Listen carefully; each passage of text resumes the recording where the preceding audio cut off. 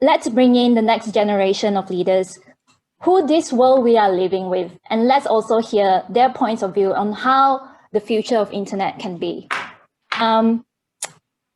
So that's a little bit of bit from me. We will now move on to our first panel of the day, which is the growing role of digital platforms in our economy. How are governments responding and how should they? Our moderator for this session is Keith Basgrove, Vice Chair of Internet Australia. He will be introducing our speakers for this panel. So I'll give the floor to you, Keith. Over to you. Thanks very much, Melody, and good morning to everybody. It's great to finally be here. We live in an era where digital platforms have rapidly become ubiquitous in the lives of almost everyone in Australia. And their associated economic growth has been little short of phenomenal, with several becoming the first trillion-dollar companies in history. The scale, speed of growth and level of influence of these companies is now triggering responses from national governments, including Australia. Although, having listened to Jeff's inspirational talk, he may say this is all a little late. My colleague, Professor Greg Adamson, recently said that he thought that the digital platforms may have passed their peak, not of power or of financial value, but of social license. He said that to draw a historical analogy, he would place them around 1885 among the first generation of US trusts, with the Sherman Act not far away. Greg is one of the many people predicting that within 5 years, the platforms will be regulated in the US. And this may even be at their own request. For example, some of you no doubt have seen the CEO of Facebook's recent suggestions of what future regulation of the internet might look like. So our topic today is the growth of digital platforms. What should governments do? We had hoped to include representatives of Facebook or Google on this panel, but sadly both organizations declined our invitation. That said, we've nevertheless assembled an impressive panel today. I will ask each speaker to talk for about 10 minutes, and after the last speaker has concluded, we'll have about 20 to 30 minutes for Q&A. Our first speaker is Ms. Holly Raish. Holly has a long involvement in ICANN committees and also lectures in communications law at the University of Sydney. And Holly is, I can't actually see Holly, but are you there?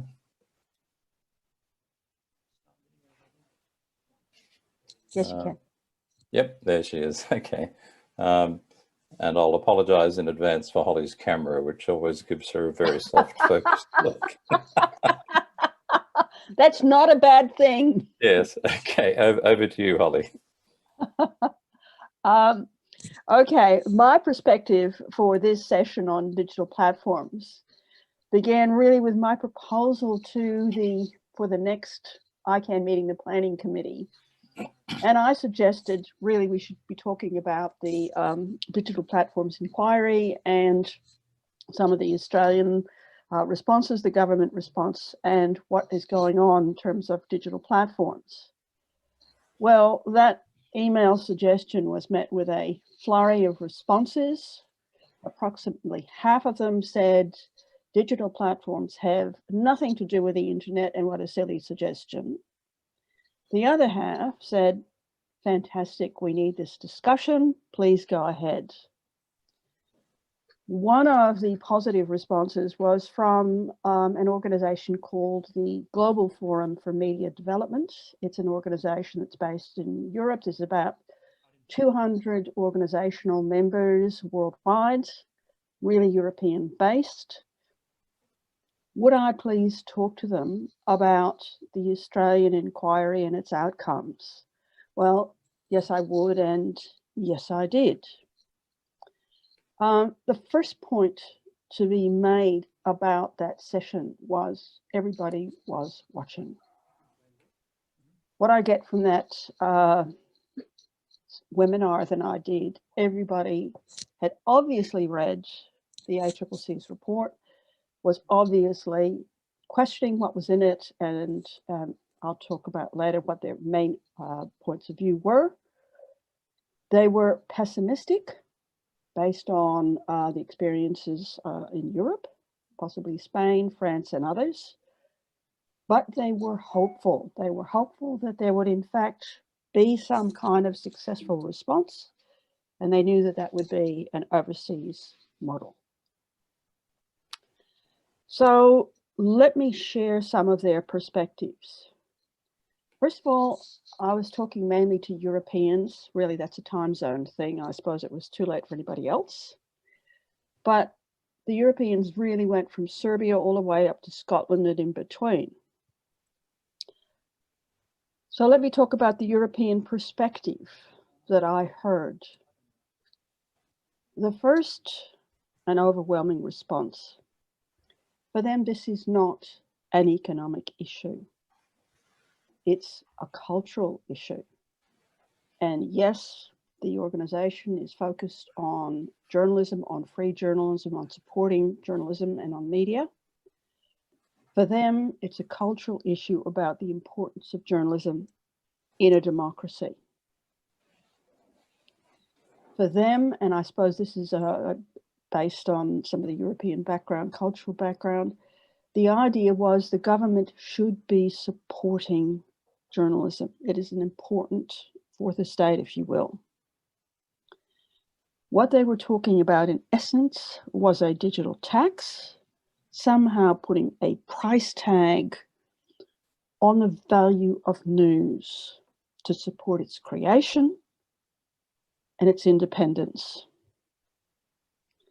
And the responsibility of platforms is to national governments and to the public.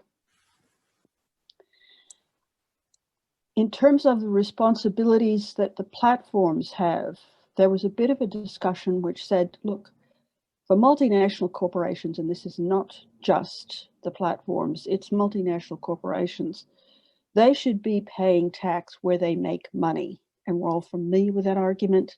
It was certainly part of the discussion that if they are taking news, they ought to pay for it.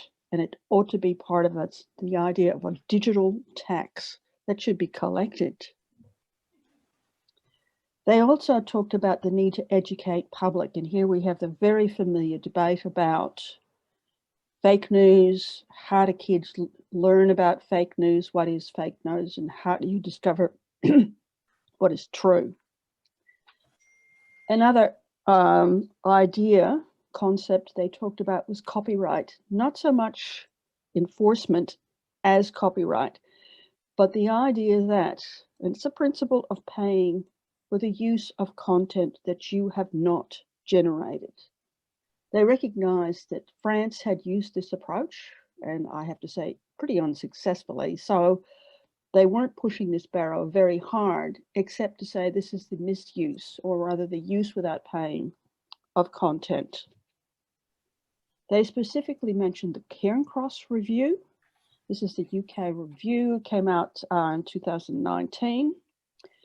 There was some criticism of it, too weak, and I thought, oh dear, the Cairncross Review recommendations look remarkably similar to the Australian recommendations.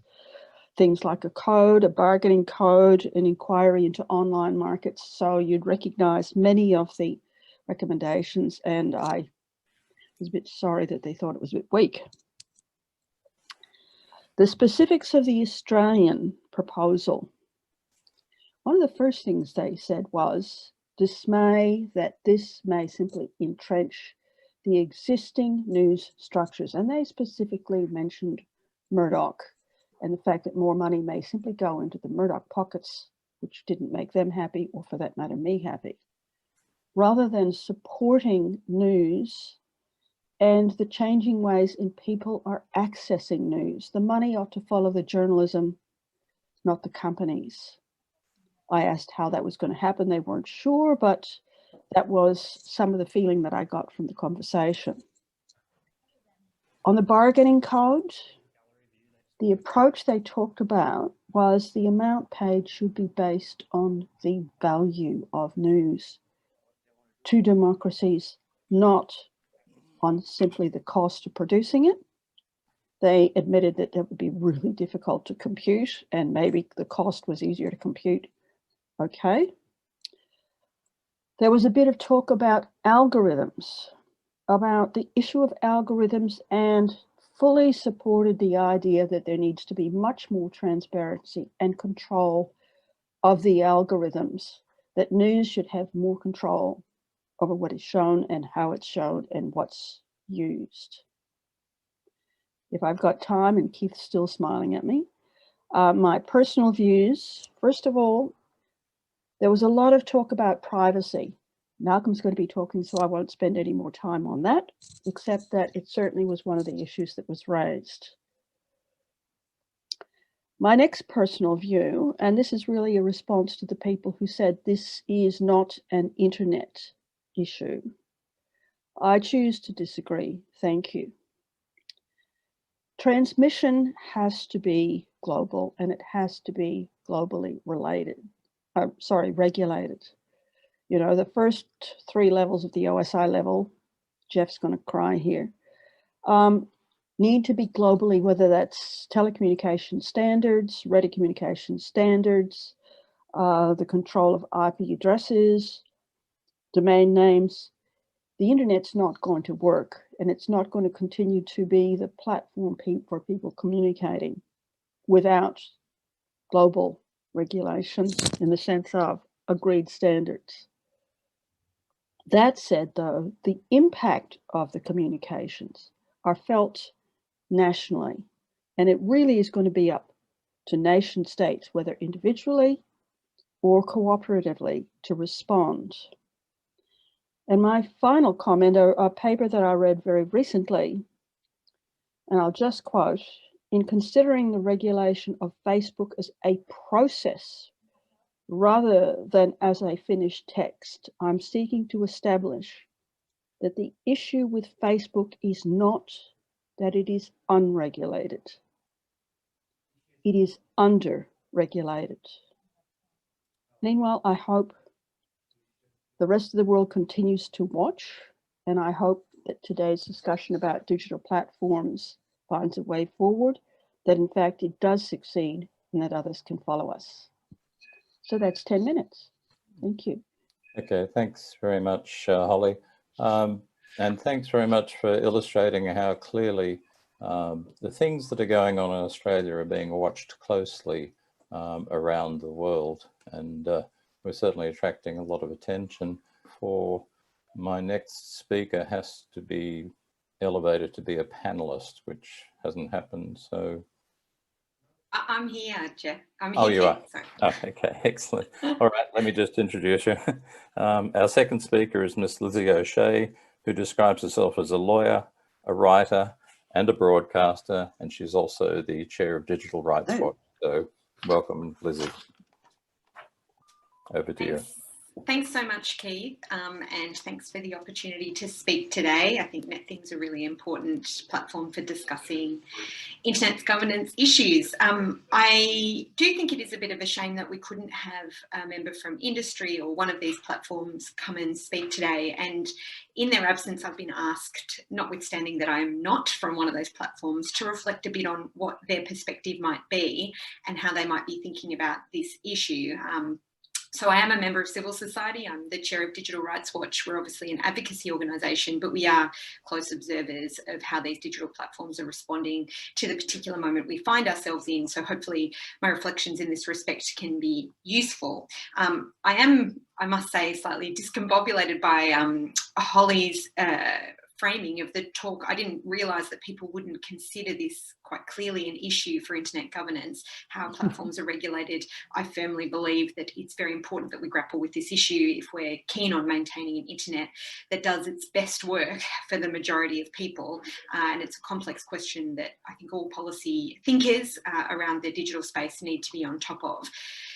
So in terms of what I think industry or these platforms might be thinking, I think what is clear is that they appreciate that the writing is on the wall, that regulation is coming or greater regulation is coming, and that will either take the form of statutory laws, codes, whether mandatory or voluntary or something in between, or judge-made law in the absence of lawmakers themselves taking this step. And I think this has been evident for some time, really since 2016, when what is commonly known as the techlash began, where we saw results that were somewhat expected in something like the Brexit referendum, and then, of course, the US election in 2016. I think it became clear that the social license that these platforms have to operate was starting to be eroded, and that many people started to realise how great the influence was that these platforms have over our lives, and that there was clearly a need to do something about that, and that we had a right to expect something different. So I think the industry has been aware that this is a problem, and that in fact they're ahead of regulators. It was in March 2019, which feels like a lifetime ago, that Mark Zuckerberg actually wrote an op-ed for the Washington Post, and the headline of that op-ed was that the internet needs new rules. Let's start in these 4 areas. So essentially setting out the various ways in which he thinks the internet should be regulated, and his platform in particular. I mean, since then, we've seen Google develop its own AI ethics board to monitor its use of artificial intelligence using external experts. Facebook has developed its own internal board for assessing internal takedown decisions called the Oversight Board, using external experts. So self-regulation is part of that picture. Now, I would say this has not gone smoothly. Google's AI board was in fact shut down within a week of it being announced. Facebook's Oversight Board has been criticised by a number of prominent critics, and in fact they've set up their own fake oversight board, calling itself the Real Oversight Board, which established itself last week in criticism of the decision by Facebook to postpone the work of that oversight board until after the US election. And in fact, I would say that since then Facebook has brought forward the launch date of the Real Oversight Board, the actual Oversight Board, rather in response to that fake Real Oversight Board, if you can follow that language, being declared. So I think it's an interesting time in which these platforms feel the need to respond. So self-regulation, if and when it works, I don't think will ever be enough. But what's clear is that these companies, these large platforms, are very concerned about containing the regulatory impulse. And I think many people in civil society would assume that there's very aggressive lobbying going on, enjoying various degrees of success, sometimes off the back of cooperative relationships with government in other fields of work, namely national security. So governments, of course, have been responding, and as a result, these platforms face different kinds of threats of regulation. Not a term I would use, but a way to describe it in different parts of the world. Obviously, in Europe, we've got the GDPR, a data regulation that's centred on a contractual understanding of privacy and transparency in the bargaining process and how data will be used. There's also the Copyright Directive, which is aimed at imposing a link tax, essentially, to return payments to rights holders for using or publishing their work through links. Whereas in the US, we've seen a slightly different approach with the US's constitutional limitations on freedom of speech, for example, but also an ideological devotion to the market. As a result, that's focused much more on antitrust. So, Elizabeth Warren in 2019 famously put up a billboard in Silicon Valley calling for the breakup of big tech.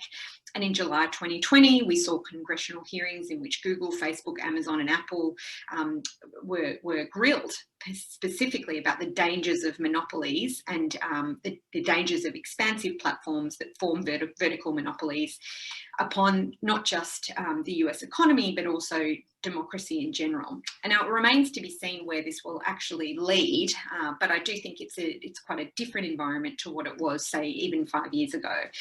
Now, in Australia, of course, we've had the ACCC Digital Platforms Report, and there's all sorts of ways in which that may come to the fore, with a couple already of those recommendations being mooted already and proposed, most notably the Media Code. I did want to also point out, of course, that this is not the only way in which digital platforms can be regulated. There are many other options for regulation around the world, particularly I point to places like China and India, where increasingly digital platforms in various forms are subject to authoritarian regulation to cement certain kinds of power structures. And I think that's important to recognise that what happens in the English-speaking world or Europe and the United States is not the only necessary pathway towards regulation. And it brought me to a broader point when I was thinking about this topic, that it is very important, I think, to acknowledge that digital platforms are dominant in our online lives in all sorts of very varied ways. And to talk about them solely in terms of consumer privacy or consumer protection, I think misses some of these important questions. These platforms exercise control not just over the design of our social interactions or basic digital tools that we use. There's very similar, large, complex problems that are brought into the fore by the dominance of these digital platforms. So things like the centralization of computing power and data collection, which is really the backbone of artificial intelligence development, the influencing of course, of our democratic processes, the narrowing of our cultural consumption, the deterioration of institutions that like a flourishing free press through the shifting of advertising revenue, the undermining of a tax base through large companies offshoring their operations to avoid paying what I think most people would assume is a reasonable amount of tax. So I do think regulation of internet platforms needs to be thought about much more broadly than simply through the lens of consumer rights. Equally, I think in that context, it's very important to remember that the capacity for people to publish and use these platforms has been immensely powerful. It's helped us build social movements across national boundaries, to facilitate investigative reporting, to impose accountability on the powerful. So anyone who tells you that the regulation of digital platforms is a simple issue that can be easily resolved will probably then try to tell you that they can sell you the Sydney Harbour Bridge. It's just not how it works. These are very complex questions that touch all aspects of our lives. So I suppose that's the last point I wanted to touch on before I wrap up. If we want governments to respond well to the dominance of particular digital platforms and design and implement really effective regulation, we need to think carefully about how the problems, what the problems look like that we're trying to solve, and not use 20th century concepts, I think, to tackle 21st century problems. So I'll give you two examples. For example, the Christchurch call in Australia led to the passage of laws prohibiting violent and abhorrent material within days of those laws being proposed. And I think the public would agree that regulating violent and harmful speech is very much an accepted part of what our digital platforms should do. But it's very important, I think, to remember as well that video for accountability has risks also falling into this category in circumstances, particularly where we've seen immense violence perpetrated against minority communities. Video as a tool of justice when it portrays violence is a very important tool in the arsenal of activists trying to change the world. Equally at Digital Rights Watch, we've made a submission, for example, into the proposed media code, expressing our concern about how this approach risks narrowing the media landscape and empowering certain key players, as Holly touched on before, rather than perhaps seizing on the opportunities presented by the digital age to create a flourishing media environment for public participation. So if we want to solve the problem of the decline of the mainstream media, which I think is a genuine, serious problem that we need to contend with, I think we need to find new ways to fund journalism rather than assuming this can or should necessarily be linked to the regulation of digital platforms. So I'm optimistic about this space. I think the ACCC report had lots of fantastic stuff in there, and I'm somewhat sad that the first proposal or recommendation to be taken up is this media code, because there's so much in there for us to work on, and I think there's very many sensible recommendations. And to me, this highlights really the importance of a very active civil society, because civil society can act as the conduit between the public expressing its concerns about articulating what a social license to operate would look like for a digital platform and what we expect of regulators in this space, and how we can use human rights as a tool to understand how we can regulate these platforms in a way that promotes empowerment rather than further forms of oppression. Thanks, Keith. Well, thank you very much, Lizzie. That was great. We'll now move on to our third speaker, and some of the things which Lizzie has been saying have been a natural lead into our next speaker, who's Delia Rickard. Delia has been working in consumer protection for 30 years at both ASIC and the Australian Competition and Consumer Commission, where she is currently in her second term as the Deputy Chair. So Delia, over to you. Thanks, Keith, and thanks to everyone who's spoken so far. The platforms that form the central nervous system of the online world, the gateways, if you like, have undeniably altered our way of being. They've delivered multiple benefits, from access to almost any information, even the answer to that last nagging crossword clue, to access to goods and services and choice on a scale unimaginable a few decades ago. They've enabled us to connect with friends and family from across decades and across the world, and enhanced our productivity and markets, delivering real economic benefits. But, as with so many of the good things in life, and as Jeff so clearly stated, they have their downsides. But unlike Jeff, I think we have to work to improve them. In late 2017, as I'm sure you all know, the government asked the ACCC to undertake an inquiry into digital platforms. So this morning, I'll highlight just some of the key issues of concern we found and the way governments in Australia and around the world are seeking to address them. And I should say it's worth noting that COVID's accelerated many of the trends we saw in our original report. Consumers are living more of their life online, doing more of their purchasing online. We've been even more susceptible to online scams, and there's been a reduction in advertising spending that's contributed to the closure of still more news media businesses. Let me make it clear here, it's all news businesses and media businesses we're concerned about, particularly some small and regional players. So it's absolutely designed for all media, not to benefit anyone. So I want to start, though, by talking about competition and market power.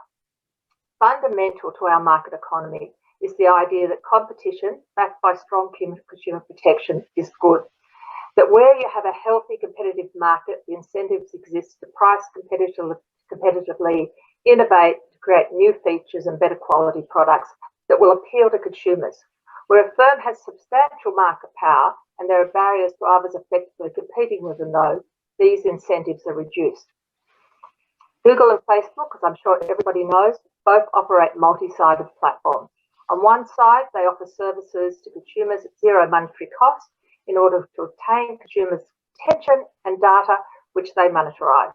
On the other side, they sell advertising opportunities, and both companies generate most of their revenue from advertising. The more users they have, the more advertisers are attracted to them. The more a person's friends and family are on a social platform, more others will choose to join that platform, expanding the platform's data collection and making them ever more attractive to advertisers and difficult to compete with. Economists call this network effects.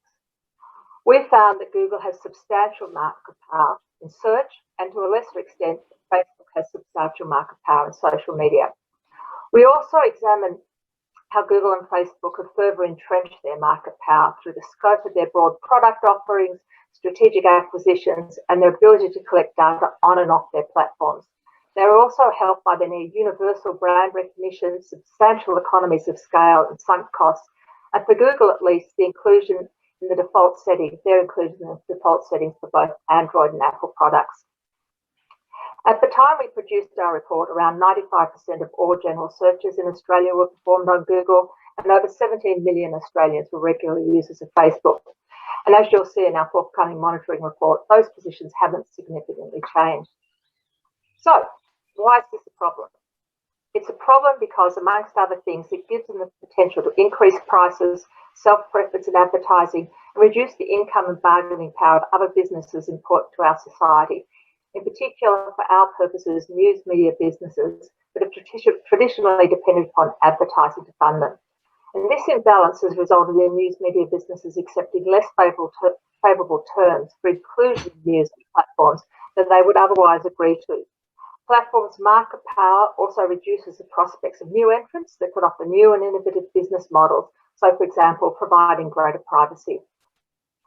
While market power and success are not a breach of the law, governments around the world are considering the implications for society of the size and power of the major platforms, especially as they expand into new domains.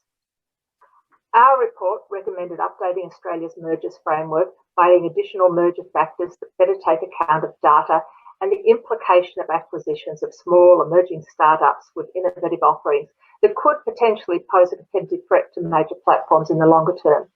And as Holly made clear, we're not alone in this focus. The federal government said it will commence a broad consultation and review of our mergers laws in 2020. We also recommended a notification profile to provide us with advanced notification of acquisitions potentially affecting competition in Australia. And the government has accepted this recommendation, and we've commenced work to negotiate a protocol with Google and Facebook. At the more extreme end of the spectrum, as Holly noted, we're seeing politicians in the US and others, I think it might be Lizzie actually, call for the platforms to split up, divestiture. We haven't gone that far. Another overriding theme to our inquiry was data and privacy. From a consumer perspective, the phenomenal global uptake of the services offered by the major platforms is in large part because many of us value their offerings.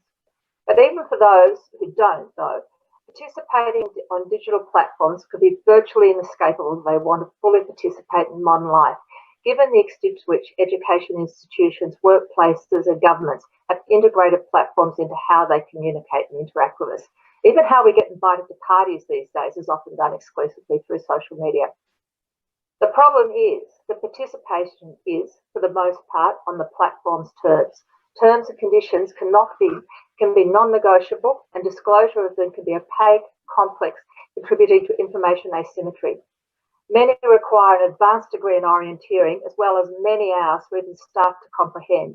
And the temptation to just click the tick on the click-wrap agreement with their sort of take it and leave it or leave it terms can be irresistible. And there is almost never fully informed consent. After examining numerous sets of terms and conditions and privacy statements, the ACCC formed the view that not only is greater transparency required to correct the information asymmetry, but so too is giving consumers greater control over their data. Consumers, once they understand what data is collected, how it is used, and whom it is shared with, must be able to exercise real choice and meaningful control. At present, platforms tend to understate to consumers the extent of their data collection practices while overstating the level of consumer control that exists. And this needs to be fixed if there's to be any trust. It's clear from numerous surveys that consumers don't fully understand the extent of data collected on them. Yes, they may have an idea that data is being collected when they are on the platform, but few realise the extent of data collected from their online browsing, the apps they use, the other sites they visit, let alone how that data is used and who it's shared with. The survey evidence is also extremely clear that most consumers don't believe that any more data should be collected than is necessary to provide the service. We concluded that our existing privacy laws aren't up to the job of adequately protecting consumers. We thus recommended, amongst other things, the strengthening of Australia's privacy laws, along with higher penalties for breaches, and an OAIC privacy code for digital platforms. And the government's recognised that we need change and has announced a thorough review of the privacy laws. Now, we're not alone in forming these views. Strengthening privacy laws has been a focus for numerous jurisdictions, with I think Europe's General Data Protection Regulation, the GDPR, probably the best known response to the problem. Now, I've skipped through many of the issues that we looked at because sadly in 10 minutes there's only so much you can cover, but I did want to touch on a few more issues. And first of all, in respect to consumers, data collection practices are not the only consumer issue of concern. Another significant and growing area of concern is the extent of scams on platforms. Now, while platforms do already take steps to prevent scams on their sites, it's clear that much, much more needs to happen. Scams such as Facebook lottery scams and fake celebrity endorsements have been around for a number of years, reported over and over, and yet they only seem to be increasing in number. Losses, particularly for investment and romance scams, are extremely high. We regularly see hundreds of thousands lost, sometimes millions. Just in reports to the ACCC alone, scam losses reported on social media grew by 37% between 2018 and 2019, and we're seeing a continuation of that growth. That more hasn't been done to stop them is one of the reasons why the ACCC has recommended that the internal dispute resolution processes of major platforms should adhere to minimum standards and cover both consumers and small business complaints. We've also recommended that a digital ombudsman be established to help resolve complaints that couldn't be dealt with by IDR, and the government's given in principle support to both of these recommendations. Let me finish with two of the most challenging concerns for all of us, which are how do we deal with serious misinformation and how we ensure Australia continues to have strong and healthy news media with a plurality of voices covering issues of public importance. And this is fundamental, I suspect we all agree, to ensuring a well-functioning democracy. Most of us recognise that the online world is fertile breeding ground for misinformation. The tendency of the online world to bring together people of similar views and the algorithmic curation of news and information increase the risk of echo chambers where no conflicting voice may appear to challenge misinformation. During this time, we're seeing extreme examples of this with the misinformation that's being spread about COVID. Such misinformation has the potential to cause significant damage, including to our democratic processes. We recognise the platforms have made some efforts to stop the spread of serious misinformation, particularly during the pandemic. Its remaining prevalence, however, shows that more is needed. And to help with this, we call for a digital platforms code to counter misinformation to be developed. And the ACCC has recently released an outcomes-based guidance to digital platforms on the proposed voluntary misinformation and news quality code. I think Nerida O'Loughlin said when she was launching it that in developing the new code, digital platforms will need to balance the need to limit the spread of and impact of harmful material on the internet while protecting Australians' important rights to freedom of speech. Finally, how do we address the bargaining power imbalance between news media businesses and platforms with market power? News media benefit from platforms driving traffic to their sites, and platforms benefit from having news on them as they collect more data and it makes their sites more attractive, and hence consumers are more likely to visit them rather than going elsewhere. While platforms would not miss the presence of any one media entity, they would miss the media if none were there. News media businesses, however, are increasingly dependent upon the main search engine, Google, and to a lesser extent the main social platform, Facebook, to drive traffic to them. And because of this, the Australian government asked the ACCC, Treasury and the old Department of Communications to create a news media bargaining code. Now, as I'm sure you all know, we recently released the draft code. It covers minimum standards for the treatment of news on digital platforms and requires good faith bargaining. It provides a negotiation and arbitration framework that allows news media businesses to bargain individually or, importantly for smaller players, collectively with the designated digital platforms. Given the uneven bargaining power, we believe that a forcing mechanism in the form of arbitration is an essential feature of the code, along with non-discrimination clause. I should also be clear about what the code doesn't provide. It doesn't require users' personal information to be provided to news media businesses. Indeed, it doesn't require any additional data to be provided, nor does it give media any control over ranking algorithms or insights into the actual operations of algorithms. Now, consultations on the code have recently concluded, and we're considering views, and we will be making any changes that we consider necessary. The code was a draft and inevitably have changes. And we're not alone in seeking to address this bargaining power imbalance. As I think Holly mentioned, Spain, Germany and France have all attempted to do this, though they've had a focus on copyright rather than bargaining imbalance. And so far they haven't found success. So many eyes are now on our proposed approach. So just to conclude, as we go through the pandemic, the benefits of digital platforms have never been obvious. They've helped us stay connected, order supplies, learn and work from home, and much more. And they will no doubt continue to innovate.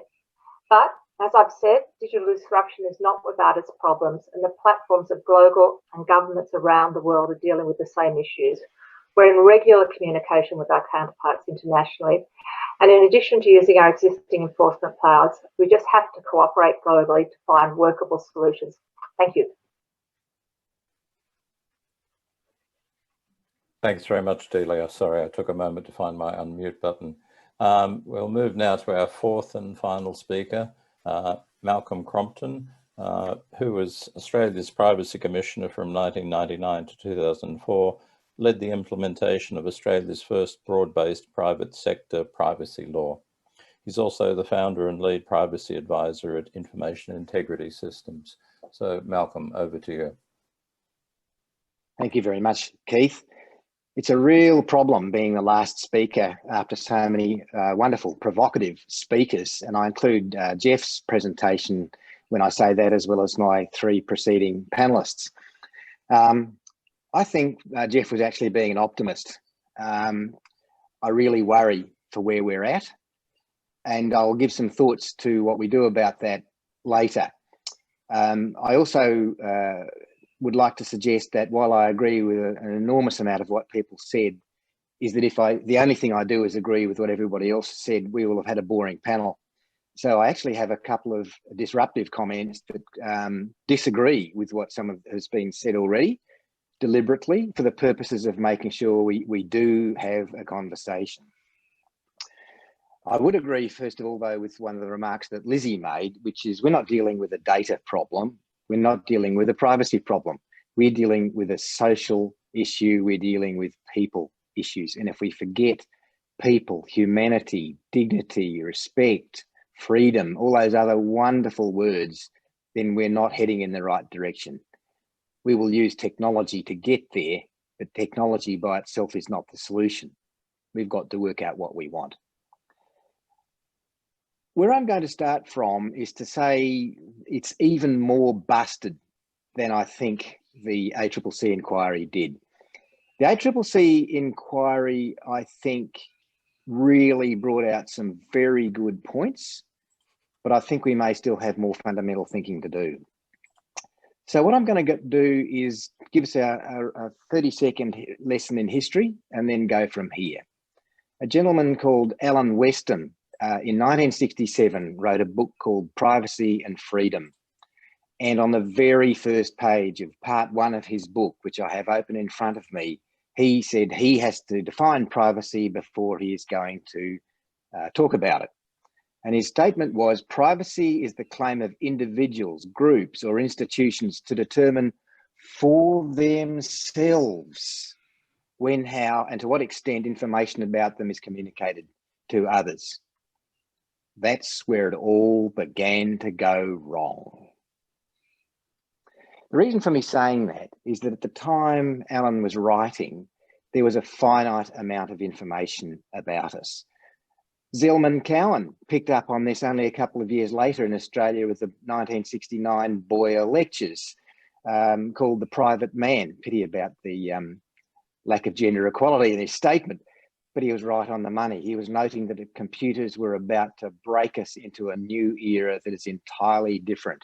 And the point about that is that when things were on tickler cards or could be organised, or there was a human possible conception of the information held about us, perhaps people might be able to determine for themselves how and when and to what extent information about them is communicated to others. The really incredible thing about the ACCC inquiry is the following set of sentences in their executive summary, or right at the very beginning. The ACCC's view is that few consumers are fully informed of, or fully understand, or effectively control the scope of data collected and the bargain they are entering into with digital platforms when they sign up for or use their services. There is a substantial disconnect between how consumers think their data should be treated and how it is actually treated. Digital platforms collect vast troves of data on consumers from ever-expanding sources and have significant discretion over how they use this data, how their data is used and disclosed to other businesses and organisations both now and in the future. Consumers also relinquish considerable control over how their uploaded content is used by digital platforms. For example, an ACCC review of several large digital platforms' terms of service found that each of the terms of service reviewed required a user to grant the digital platform a broad license to store, display, or use any uploaded content. Think of the difference between what Alan Weston said and what the ACCC just said. So here I am in heated agreement with the ACCC. But my next point is where I diverge. The answer to that is don't expect people to be able to take control by being told more or better. Now, the ACCC has basically tried to thread the needle of saying people should be told more so that they can take control, but should be told them in a succinct way so that they can understand it. It doesn't work like that way in the world around us, guys. And this is probably where I think we need to think about analogies from afar.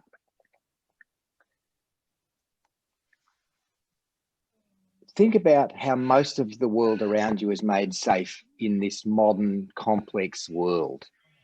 It's been made safe for you by a third party who wrote a framework or rules or laws or standards, or I don't care what the noun is, but something that said, this is the way things should be done.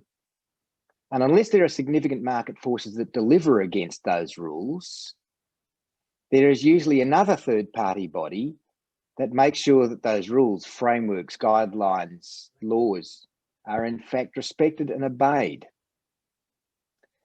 Can you think of all the examples? The buildings that we are all sitting in have been made safe by standards.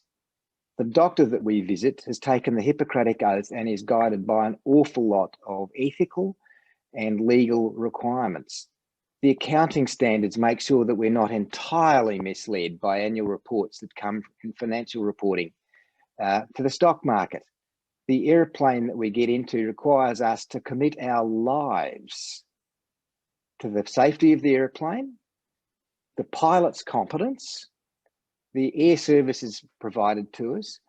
I repeat, almost everything in the world around us has been made safe for us by third parties we've never met, who make sure that we can live our lives safely and that we don't get killed. For some reason, we're stuck in this anomaly with data, that the only way we're supposed to control the data around us is for us to understand what's going on. So there's a series of assumptions. A, there is perfect information. We can be told. B, we've got the time to absorb that information. C, we've got the competence to understand that information. And as the ACCC pointed out, have an economic power to act on that understanding. Which of those assumptions still holds, not just with the social media platforms, the ones that were covered by the ACCC, but almost any of the businesses that we deal with on the internet? Small person like me to small business, possibly yes, especially when there's a highly competitive, atomized market. But what we're watching is these concentrations that mean that we have no economic power whatsoever. I don't think the ACCC solution to this is a modified Privacy Act. And that is why, quite frankly, again, to offer another contradiction, the General Data Protection Regulation from Europe is the best privacy law ever written for the 20th century. It's not fit for purpose for the 21st century. We need to take another approach, and we need to take that approach from how we've solved these kinds of problems elsewhere. We all get in these planes, and except for when there's COVID flying about, get in these planes and think we're likely to land alive. We're all going to the doctor and exposing ourselves to the doctor in ways that we would never do, possibly even to our partners. We're all going into buildings that could kill us if they fell over, all the time trusting, but not because we conducted any inspections. The interesting thing is we need control in the right circumstance. So let me give you the hip replacement model. I might decide that my hip is now so sore I need the hip replaced. I might even decide who the surgeon might be. I may talk to the anaesthetist, but probably not. Or if I do, I don't choose them. But think of all the things I don't choose. I don't choose the knife being used on me. I don't choose the anaesthetic being used on me. I don't choose any of the equipment that is being used to keep me alive while I'm under general anaesthetic. I don't choose any of the other things and I don't even choose the prosthetic that I'm going to wear inside my body for the rest of my life, because it's beyond my competence to make those decisions. The point is you need to be able to have a limited number of decisions to make which matter to you and where you have the competence to make those decisions. As one of my work colleagues said to me many years ago, I can only make so many decisions in a day and they must be about the things that matter. If we actually did what we're supposed to do with personal information now, we'd spend all of our day reading privacy notices and all of our night times trying to act on what we've just learned and still stuffing it up. That's where we're at. So we need to think about how this third-party model applies on information. That leads us to the point that Lizzie made, which is literally, what do we want? What's the nature of the society that we want to live in? What is freedom of expression? We're having a virulent debate at the moment about freedom of expression, about the issue between offending certain groups of people, yet being able to talk about it. I'm not saying where I stand on all that, because I don't know we know the answer yet. What I do know is that what's acceptable in the USA is different from what's acceptable in Australia, it's different from what's acceptable in Europe, and highly different from what's acceptable in the non-European based cultures, whether it's Asia, whether it's Africa, or anywhere else. I'm not saying what's right and wrong, I'm just saying we've got to work out what we want. But let me finish by giving some thought to, okay, we've worked out a bit about what we want. What are we going to do about it? And I think the richness of the discussion to get us there has hardly started, mainly because we're not motivated enough yet. We think we are. We're actually in this group of, what, 300 people attending this event? A few thousand people around Australia who are aware enough of this issue to want to do something about it. There are probably millions of people in Australia who are at least uncomfortable about how it feels to be manipulated by social media, but not actually getting off their backsides to do anything about it. What do we do? Now, I remember something that was said once about Lyndon Baines Johnson when he met a series of rural women who'd come in to persuade him to do something. And Lyndon Baines Johnson was taken through the issues. And at the end of it, he said, "Ladies, you've absolutely convinced me that I have to take this action. Now make me do it." What he was saying was that as President of the United States, there's only a very small number of things where he can act alone. He has to have a constituency. And then I point to a couple of examples that I think we need to remember how complex and difficult this is. The first one I come to, just because I've been watching it on the television, is all about the phone hacking scandals and News of the World scandals in England a few years ago.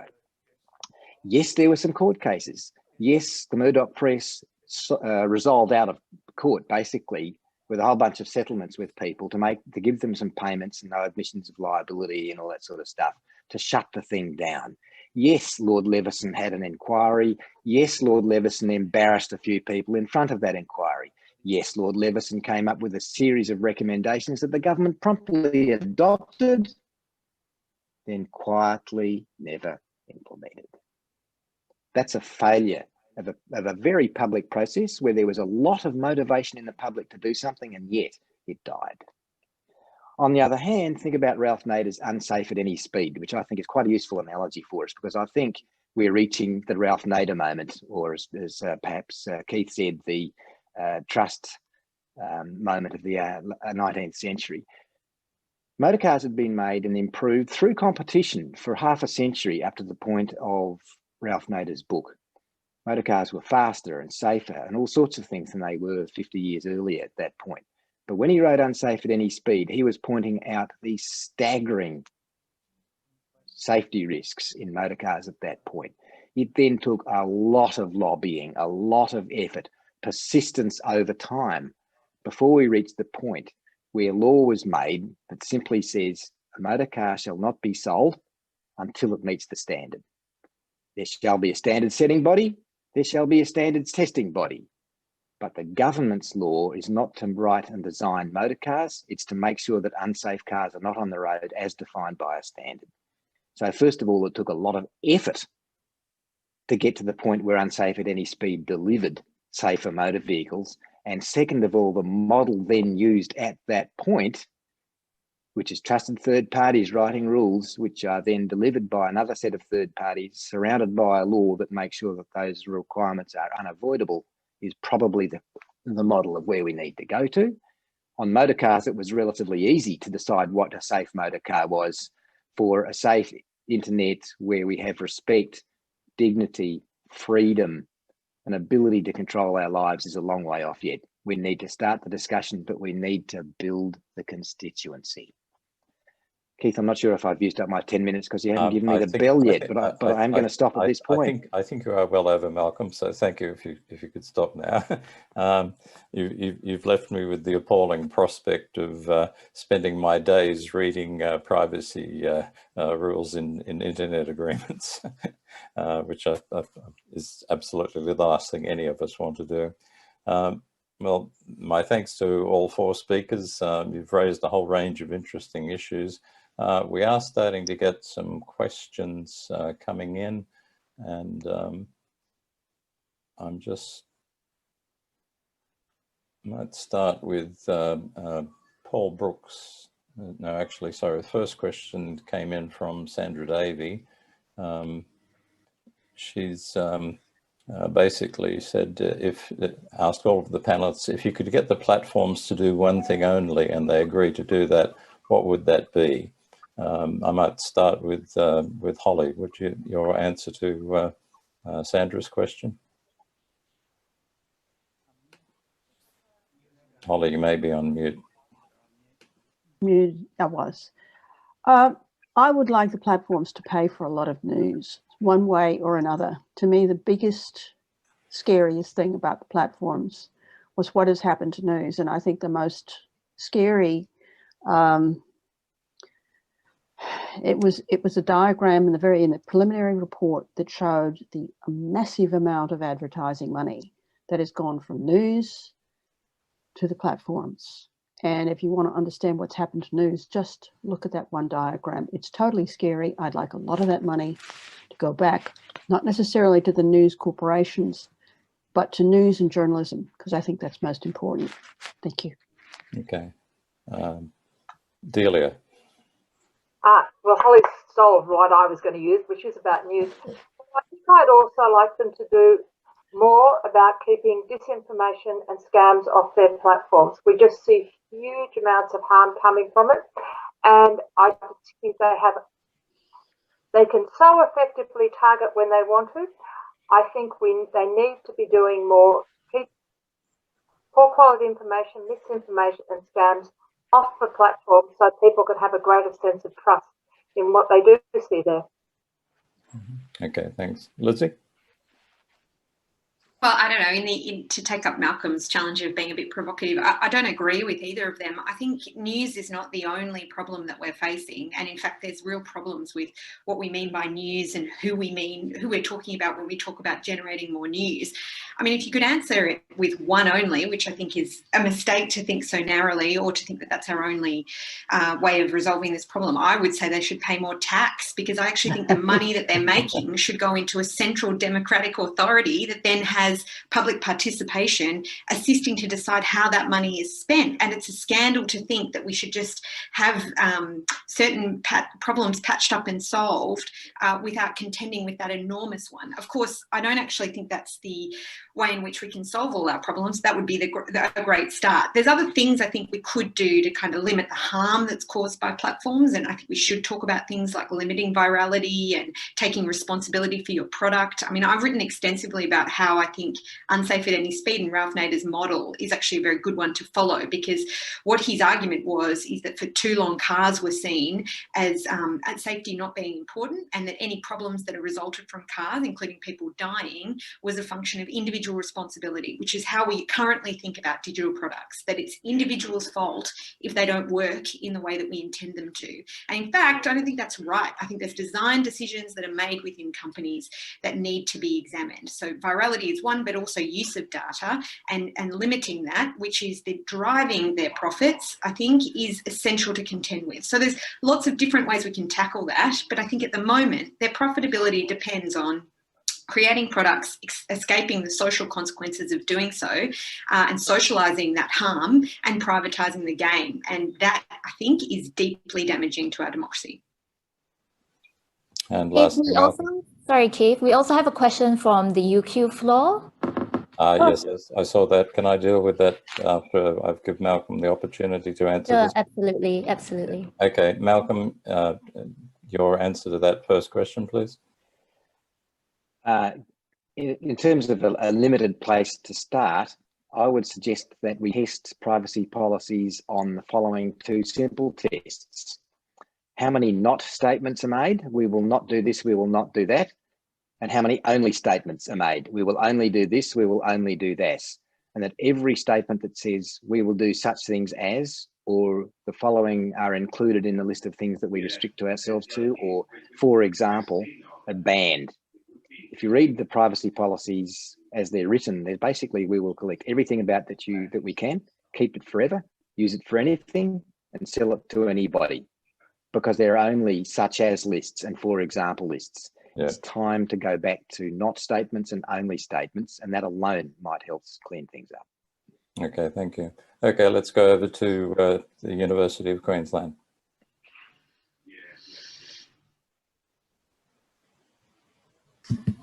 Okay, thank you very much. My name is Ahmad Subari. I'm from the School of Communication and Arts, UQ. And please allow me to bring this discussion into the role of the government. I don't foresee what I want to say, what I will see to be happen in Australia anytime soon, but it is still something to be discussed. So in April 2019, Indonesian government blocks the distribution of pictures and videos to limit the distribution of pictures and videos related to a rally, a demonstration in front of the Indonesia's election oversight body. The demonstration was to protest what they believe as fraud and dishonesty in the 2019 presidential election. My question is, again, I don't foresee this to be happen in Australia anytime soon, but if it do happen, maybe in different degree, how do you see it in terms of the freedom of speech and the need to protect the social order, or even the need to protect the public security? And the second one, do you really agree that pictures and videos that circulated in the online platforms have more and immediate impact rather than written text and speech and audio? Thank you very much. Okay, thank you very much for those questions. Who on the panel would like to respond?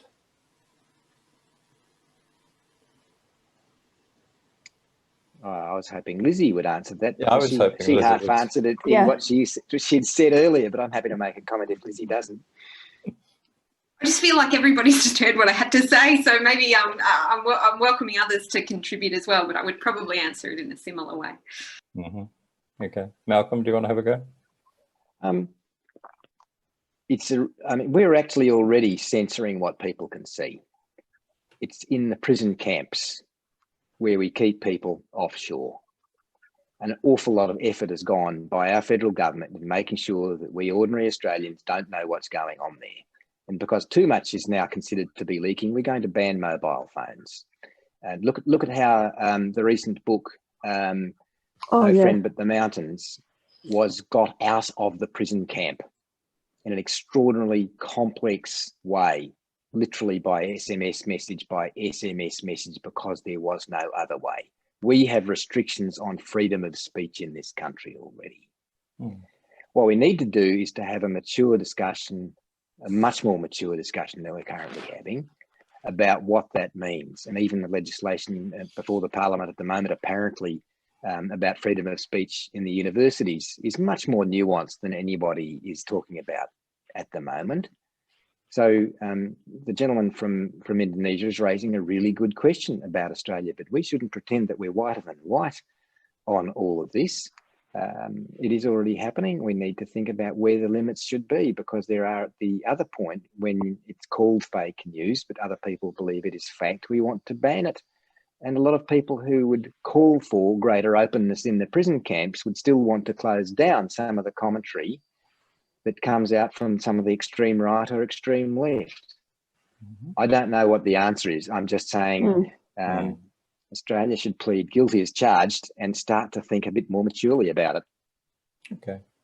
Look, Well, Keith, do you mind? I mean, now I've suggested that I speak, I feel comments coming up inside me. But what I was going to perhaps touch on just quickly is that I did mention when I was speaking about the close relationship between platforms and the national security state in Australia. And I think that's something that doesn't get talked about much in the context of regulation, but is quite important, because not only does it create a social, I guess, goodwill amongst the government in certain situations to allow platforms to help draft regulations and be involved in that, but it also does have very serious impacts on our freedom of speech and our freedom of public participation, the right to public participation, and also the right to be able to assemble with others without being watched and scrutinised without knowing about it.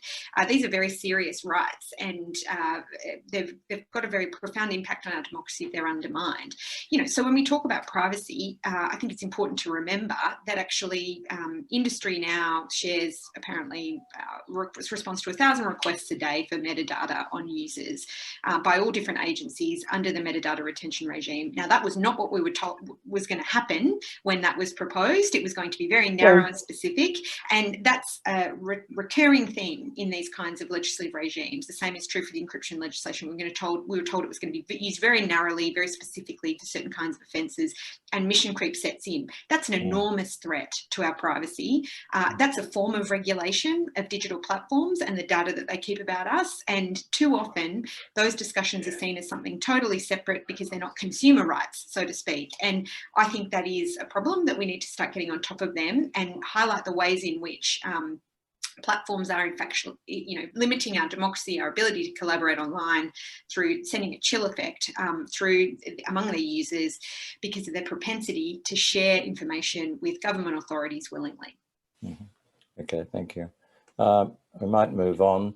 Tom Dale has asked, are there specific issues for government policy regulation if the core concern is development and deployment of a proprietary algorithm? Delia, I wonder if you might respond to that one, since you were talking a little about that earlier in your presentation. You're on mute, Delia. I am on mute. Do you want to just repeat the question there? Development of an app, which sort of app and use of app? If there's specific issues for government policy regulation if the core concern is development and deployment of a proprietary algorithm.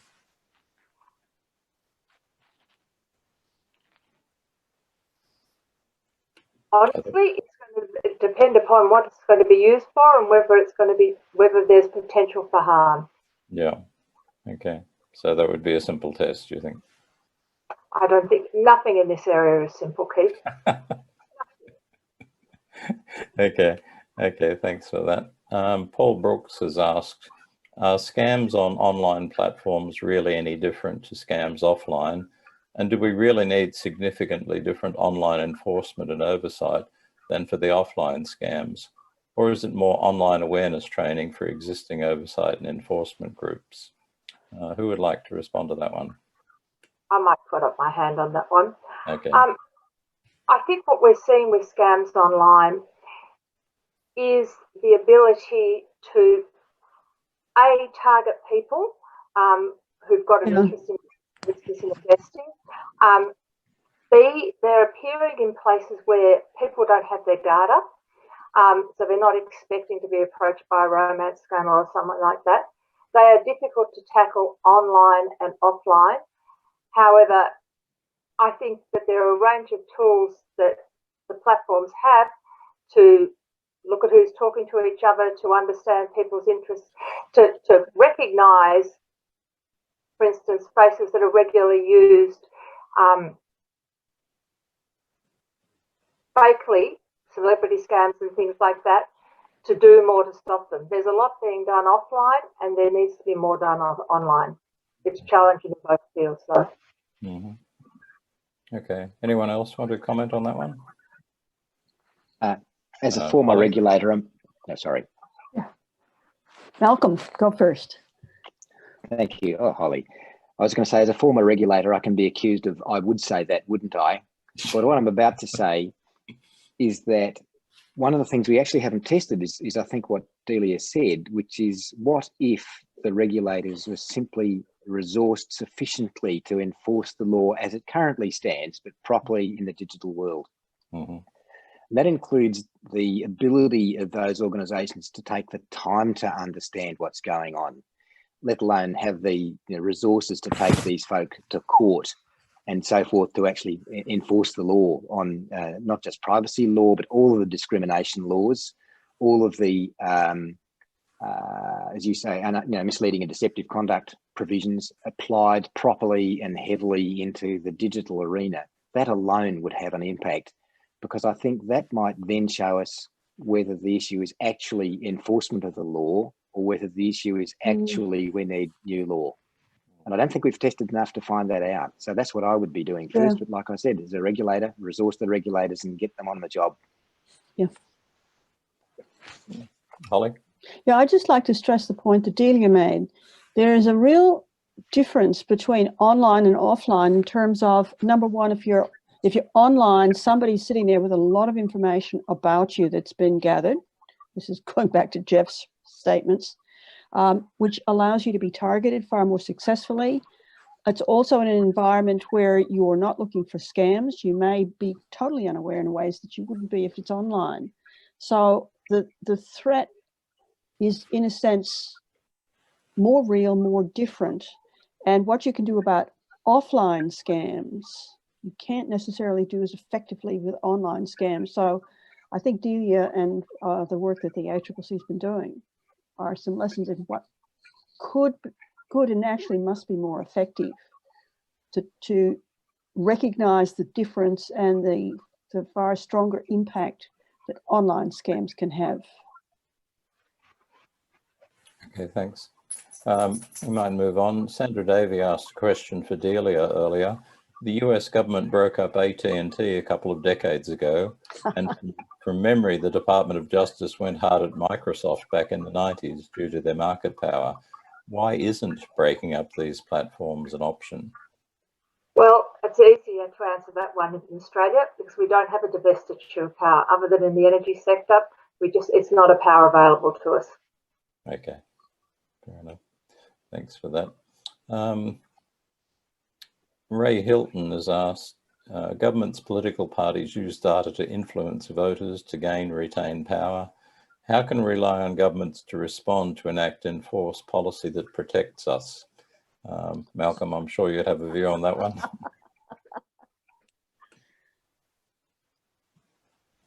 Malcolm's mute. I think Malcolm's mute. Malcolm was playing with a mute button. Yes. Can you say the question again? Because I'm not sure that I haven't answered it already. There may be an angle in the question that I've missed. He basically was saying, how can we rely on governments to respond to enact, enforce policy that protects us, given that governments and political parties already use data to influence voters? Yeah. Okay. It's the last bit, given that the political parties do it too. Mm. Well, we actually have evidence in history of that problem.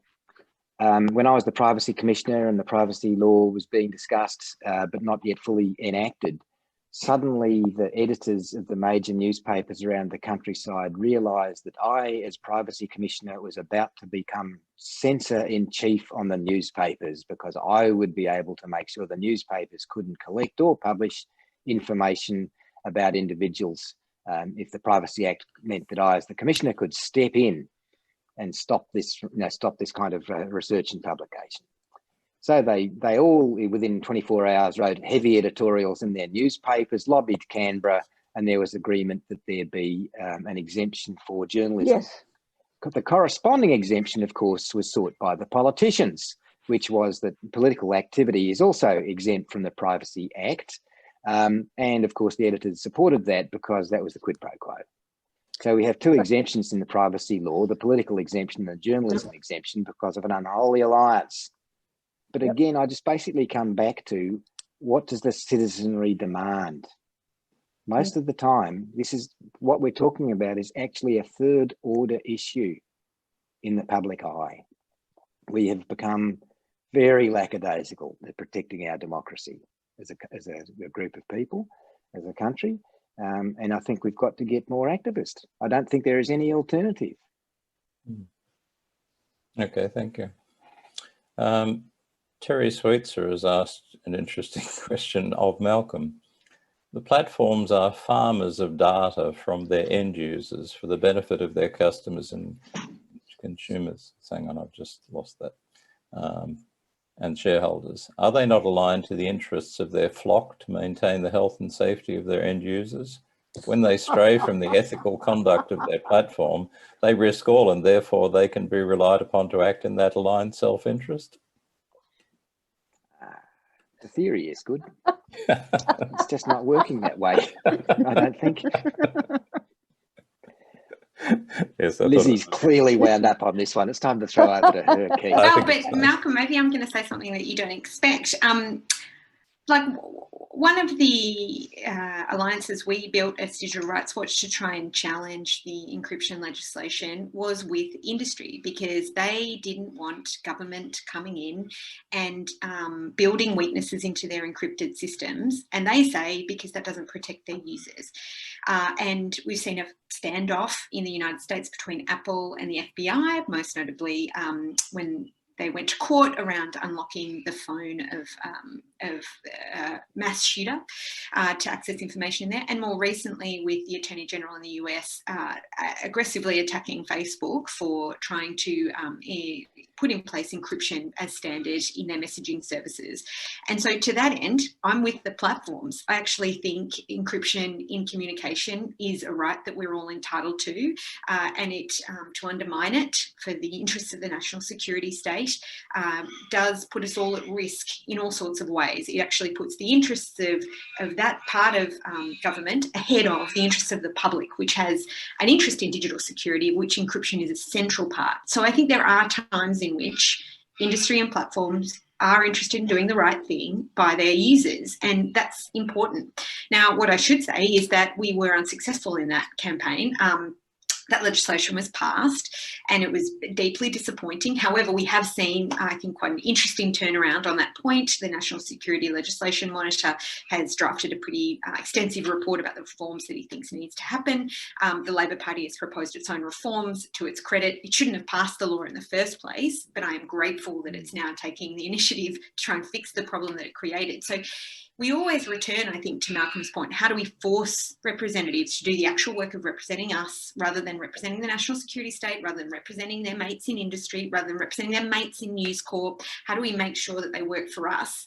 I think we've got to get animated. We've got to find ways to organise. That's what civil society is doing, which is great. We also need to find alliances with others at times and recognise when we're on the same page and use that strength to our advantage. There's no shortcut around that kind of civil society organising, grassroots organising is really what I mean.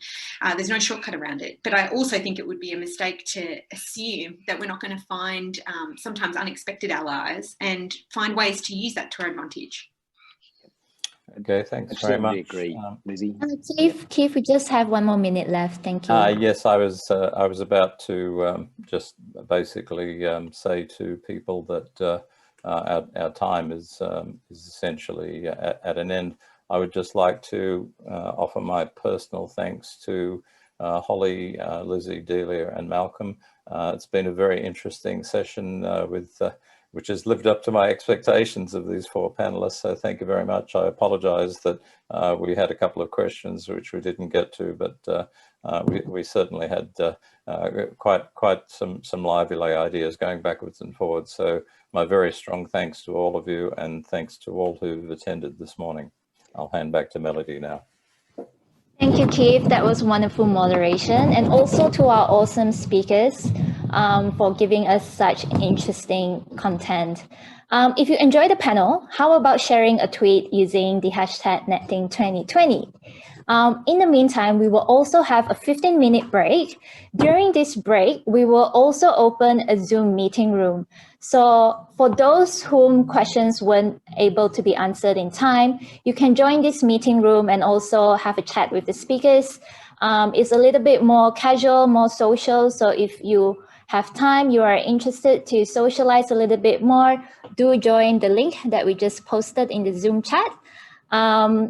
Otherwise, we will see you back here at 11 a.m. for our next panel on information, misinformation, and disinformation, which will be broadcasted live from the Women's College, University of Queensland, Brisbane. So we hope to see you for this very exciting panel, all broadcasted live from UQ. So see you at 11 a.m.